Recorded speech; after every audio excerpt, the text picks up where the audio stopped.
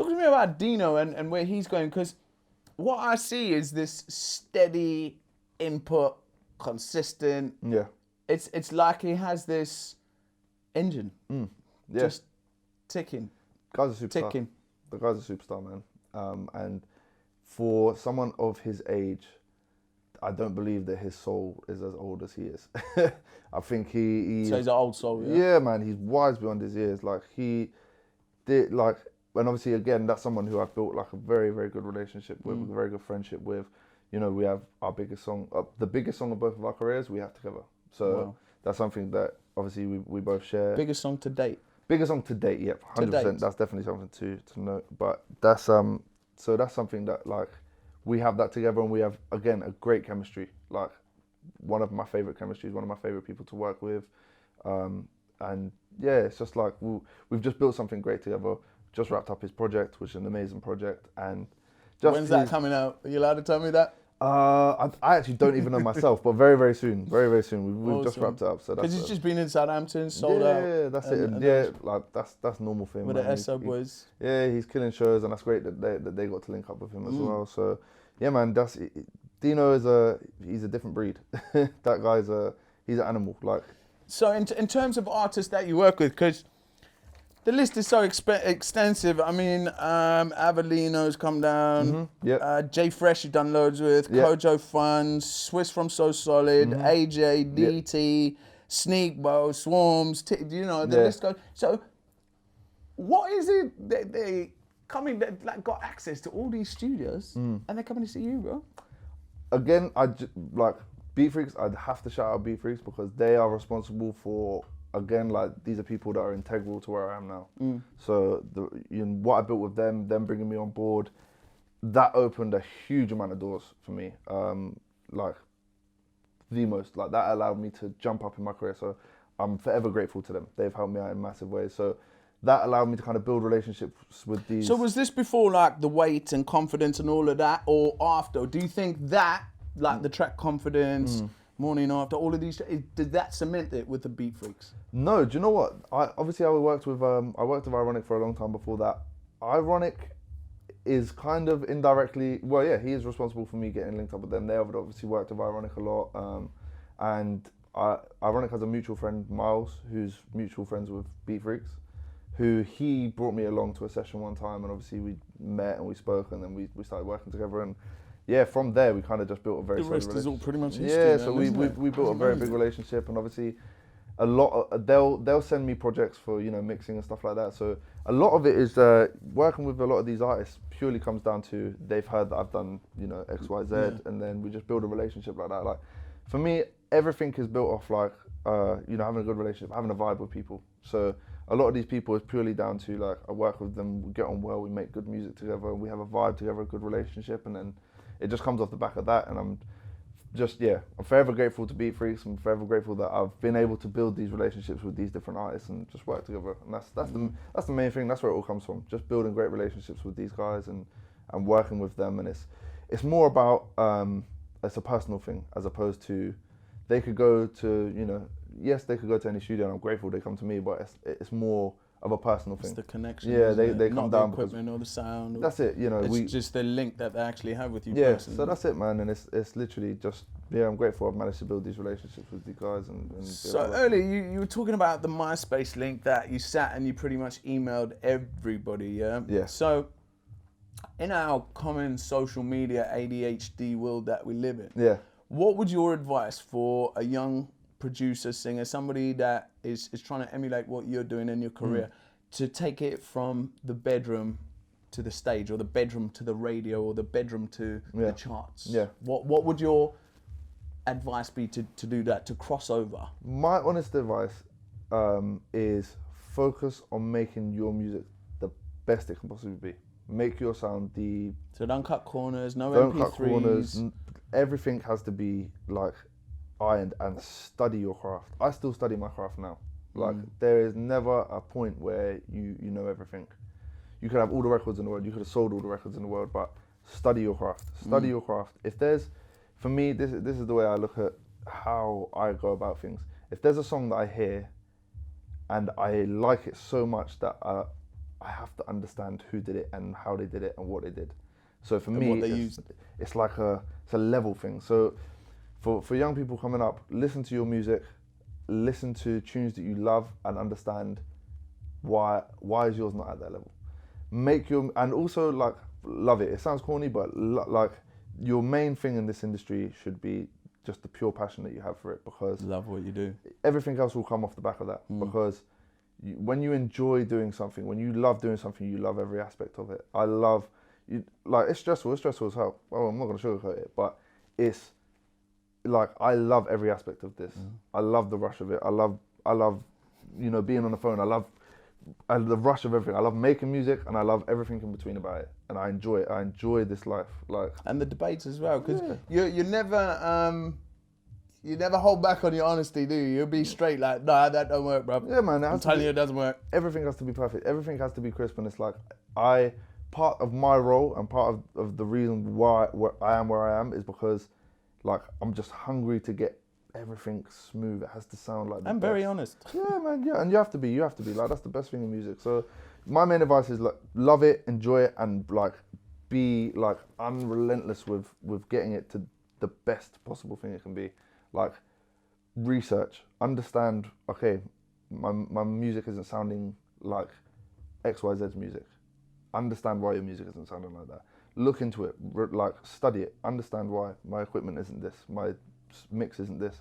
Understand it and love it and enjoy that process also. Yeah. Enjoy that process. Like I enjoy it when I hear something that I need to make a song I'm doing sound as good as that. I enjoy getting to that level. I enjoy the challenge, finding new things. I enjoy finding new techniques and new approaches. So do you still buy music? How do you get your music? I stream music because that's just the new way, the easiest way to do it. But I basically, when there's something new that I still get music obsessions, but I listen to personally in your position, you must get a lot of people send you music as well. Yeah, I get a lot of people send me stuff, and I always listen to as much as I can, and I'll listen to as much. Like the most thing I get is like Instagram messages of people sending me stuff, which I'll always listen to. If people send me something, like it takes me 2 seconds to listen to something, so I'll listen to it, and I'll say what I feel about it, and that's pretty much it. And it's like that's the best way, because that's all I wanted when I was younger, is like people to just listen to my music, just hear what I'm about. So in terms of being heard then, yeah? So obviously a man in your position, you didn't start this for the money, I know that, and anybody that knows you and watches the way you handle your career and your music, we all know you didn't start for the money. But at the end of the day, we all have to get paid, and we all have to... I'm not talking figures and how much, but percentage-wise, how would you guide or suggest where the money comes from, as in PRS royalties, contracts, studio time? You know, how is that broken down? Or what should people put more time into, which is the better payout, let's say? Really depends what role they're playing in the industry as well. For an artist, realistically, their main income is going to be coming from shows, because that... Just in terms of like, well, shows, and depending on the level that they're at, record deals, and advances from those record deals, and probably like. I mean, a lot of people are so it's almost like there's not a lot of record deals anymore. Everybody's independent. There's not.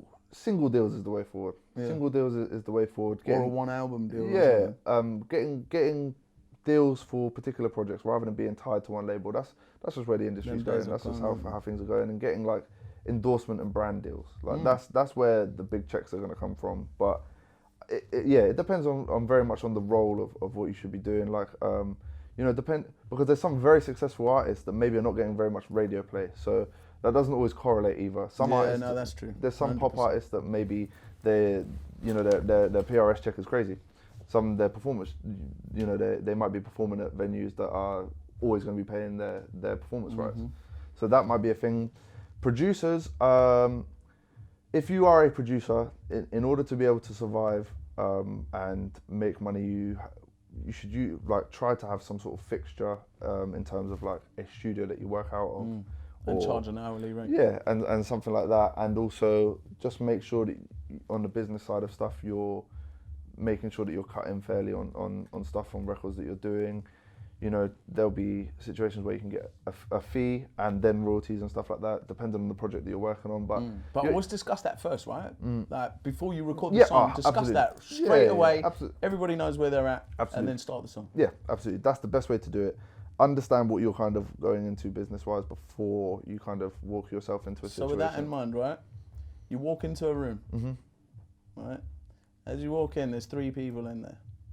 Jimmy Iovine, JayZ, and Drake. Yeah. Which one do you go to, and which 2 do you fob off, and why? That's a difficult question. I know.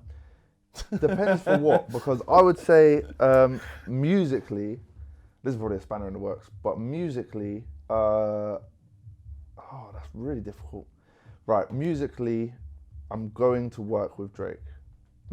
Musically, and at this day and age, business-wise, I'm going to work with Drake, purely because where I'm sat in this world as a producer, probably the creatively and from a business standpoint, the most beneficial thing for me is going to probably be the Drake route.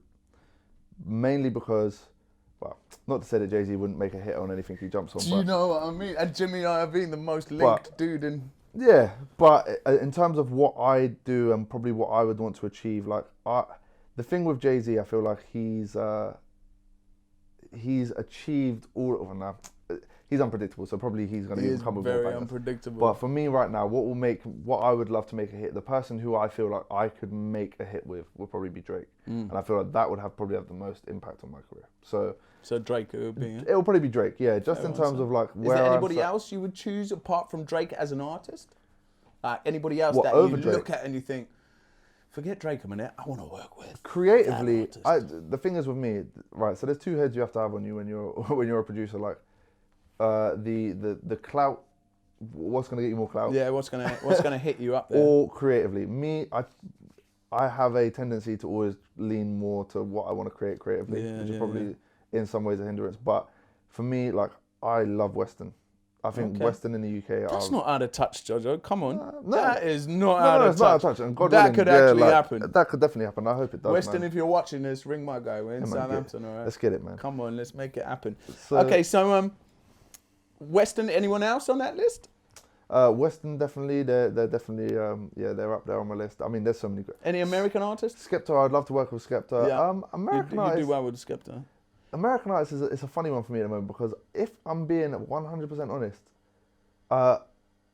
there's not a lot of American artists that truly inspire me at the moment. Okay. Like in terms of creatively what they do and stuff like that. I'm probably skipping over some, but like where the UK, I think we're in the most exciting place that we've ever been in our scene. So we got a whole motorway now. Yeah, and it's whole like motorway. That's it. And I feel like right now there's more creatively that inspires me in the UK than there does in America. I feel like America, there's just not a lot of detail in what people do anymore. So for me at the moment, like my aims are all based in the UK. Like. So here's a question.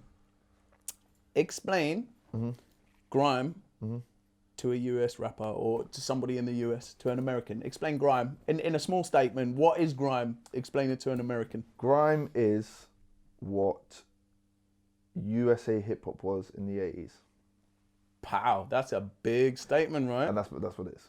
It's something that is, although arguably I would say that grime that's a bit of a broad spectrum now, because I would say that drill has for me drill has taken the essence of what grime was about maybe like when I was 16. That raw street sound. And that's the best thing to explain it, because you got to remember these old school hip hop tunes to us now they sound soft, but back then that was hard. Yeah, that was some hardcore stuff. And what they were talking and the kind of stuff that they were saying, content, the 5 elements, and like all of these, like government and stuff like that were very against it. The same way that they're trying to do to drill now. Same thing they did with grime when we were younger. Yeah.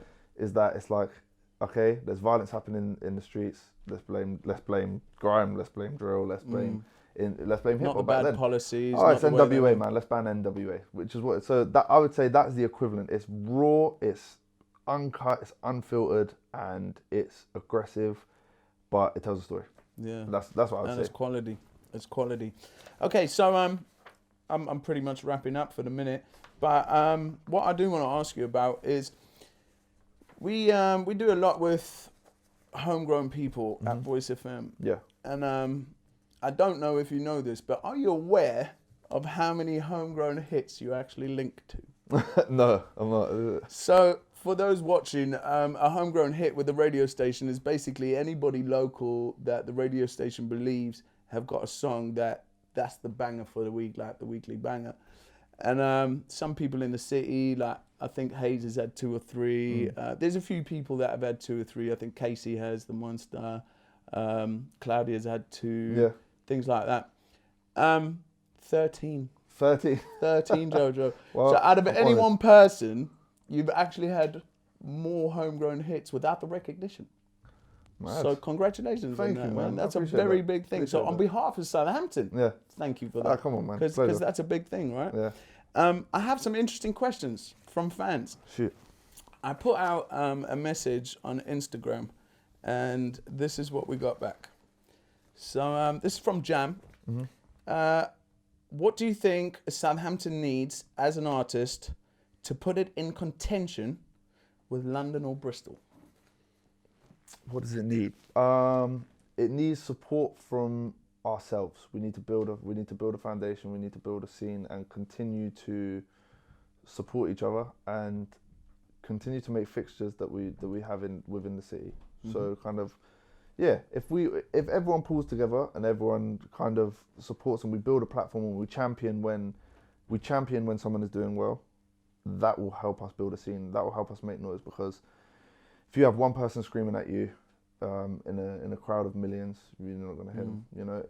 But if you have a group of everyone pulling together and everyone screaming at you at the same time, you can't ignore them because they're all making the same noise. So I feel like definitely we all need to group together, and everyone needs to support what we have here, and everyone needs to champion when something's going on. And yeah, that's it. And I feel like from the front, bro. we'll Good build man. a scene. Okay, from G-Man, which Southampton artist have you got an eye on the most? Who are you watching the most in Southampton? That's a hard one because we've got so much varied talent from all pockets of But don't sit on the fence, Jojo. No, that's a real difficult question, because there is so much. I'll tell you who I've got an eye on. MCs. I think Kia, very technically gifted. Dope, dope. And young Lawsy. I think Lawsy's gonna go places. I think they're both very talented artists. They're young, they're hungry, and with the right support, I think they could do very, very, very well. For me, and this is not to downplay anyone else, because no, of course not. There's too many. The whole scene is. If I had time, I'd big up every single. Yeah, I do big up every single artist on a Sunday night, 6 to 9 p.m.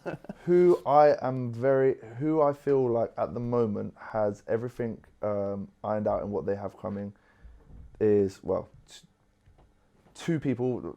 Technically, 2 of them are 2 people. I can agree with so them. I know who you're Tara and the Wolves, I have like an insane amount of respect for. Yeah, because they've built something that this city hasn't seen.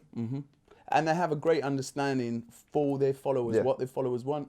They have a great understanding of social media, and they're also part of a really good team. Yeah, definitely. So I've got huge respect for them, and I think that they're doing something very exciting at the moment. And another person who I really, really, really rate in the city right now is probably AK as well. I like AK's vision. I think if he keeps pushing and keeps building, like he'll definitely do numbers. Like I like his. There's too many. For me, there's too many, because there's so many AK pockets. just dropped Breaking the Bank, didn't he? Yeah, and the new video he has, which looks crazy. Yeah, like, it does as well. There's too many in the city to say, because there's a lot of people that are covering different. Blame G-Man, not me. That wasn't my question. Yeah, G-Man, you killed even G-Man himself. Like exactly, young guy, so hungry. I rate his hustle, man. So there's too many people to because I respect. There's a lot of different artists covering different angles that like I love what people are doing. Eliana. Yourself, like definitely, man. So the Monster. G-Man, I can't answer your question. Sorry. Okay, so this is from Defotics. The best way to approach an established artist. Obviously, he's a producer. How does he hit up established artists and say, "Yo, I'm so and so"? Is it the MySpace method? Do you know what? Obviously, MySpace isn't around. Nowadays, I would say, yeah, the MySpace / well, now it's Instagram, but you would be surprised how respondent, quote unquote, bigger artists are. Like, everyone needs beats, and if you're dope, chances are people will pick up on you. So make beats designed for people is what I would say. This is what I used to do, and I think it's still true to this day. Make, like, make it with them in mind. Don't make what they've done. Don't make something a rebore of a tune they've already done. Pick up on similarities and, okay, I like this artist. I would love to work with this artist. Listen to their tunes. Listen to their catalog. He likes these sounds. He likes these sounds. Make them their next hit. They don't know it's their next hit, but make them something that is their next song. Don't make them a tune that they've already had, and just try to. The approach I did in MySpace days isn't the best approach because people get pissed off if you badger them too much. But just try and delicately send people things, even if without being a nuisance. Yeah, even if it's a beat every other couple of weeks. Send it, and send it, and send it. Most of the time, these artists will have their management in their bio. Send it to their management. Because 9 times out of 10, you would be very, very surprised that people pick up on these beats. So my advice would be make their next hit for them and send it to them.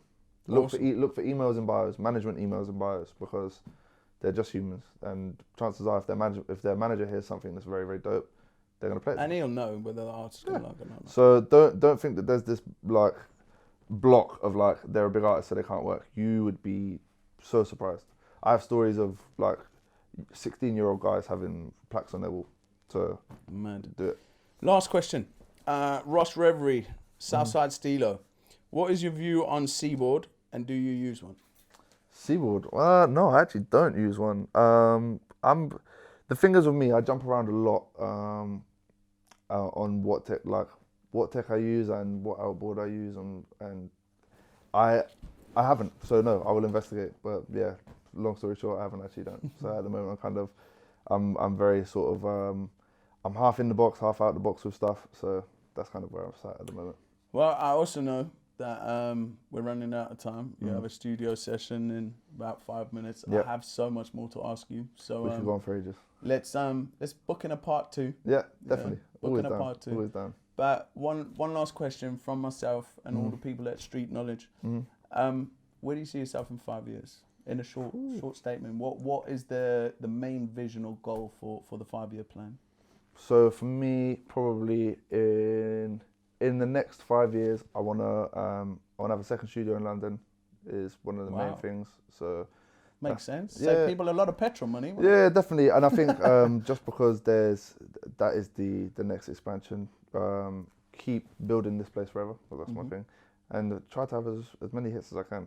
It's basically and that's it, man. Just keep making music and keep enjoying what I'm doing. That's my main thing, and just try to build on what I have, and build on the blessings that I have, and just enjoy this. Enjoy this industry. Your energy is insane. You're a great talent. What you've done for the city is exceptional. So on behalf of the city, man, thank you so much for everything you've done. It's been an absolute pleasure, bro. One love, man. Of course.